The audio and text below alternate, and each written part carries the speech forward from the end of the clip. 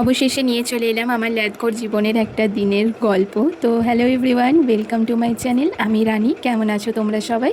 আশা করি সবাই খুব ভালো আছো। সকালবেলা উঠেই তো আমার প্রথম কাজ ব্রাশ করা, তাই ব্রাশ করে ফ্রেশ হয়ে নিয়েছি। তারপরে একটু হালকা করে স্কিন কেয়ার বলতে পারো, একটু ময়শ্চারাইজার আর সানস্ক্রিন, ব্যাস এটুকু করেই আমি রেডি, আজকের মতো ডান। তারপরে চলে গেছি আমাদের বিছানাটাকে গোছাতে। বিছানাটা গোছানো হয়ে গেছে, আর কালকে রাতে যে ভেজানো কিশমিশ, কাঠবাদাম আর বাদাম ছিল সেগুলোকে খেয়ে নিলাম। তারপরে গেছিলাম ওই ড্রাগন গাছটাকে একটু খোল দিতে।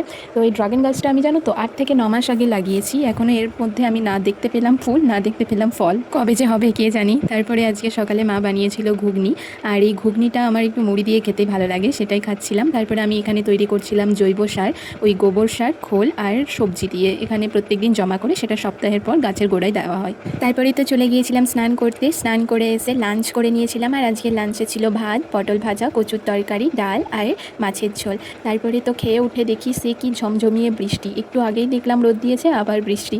মানে এই মেঘটাকে আমি বুঝতে পারি না। একবার দুবার তো মনে হয় এটা আমার মুডের মতো, কখন যে রোদ কখন যে বৃষ্টি সেটা আমি নিজেও বুঝি না। আর রোদ হোক বা বৃষ্টি, এর খুশির তো অন্ত নেই। তারপরে আমি একটা গল্পের বই পড়ছিলাম, পড়তে পড়তে ওই সন্ধে হয়ে গিয়েছিল। তারপরে আমি গিয়েছিলাম প্রণাম করতে, আর এদিকে দেখি আমার মা ওই পাঁপড় ভাজছে আর পেঁয়াজি করছে। তারপর সবাই মিলে একসাথে খেয়ে নিলাম মুড়ি। মুড়িটা তো হচ্ছে আমাদের সন্ধ্যাবেলার কমন স্ন্যাক্স। আর এখানে দেখি ভোলা দাঁড়িয়ে রয়েছে, সামনে পূর্ণিমা আসছে বলে চাঁদটাও গোল হয়ে উঠেছে। তো আজকের মতো টাটা, দেখা হচ্ছে নেক্সট মিনি ব্লগে, বাই।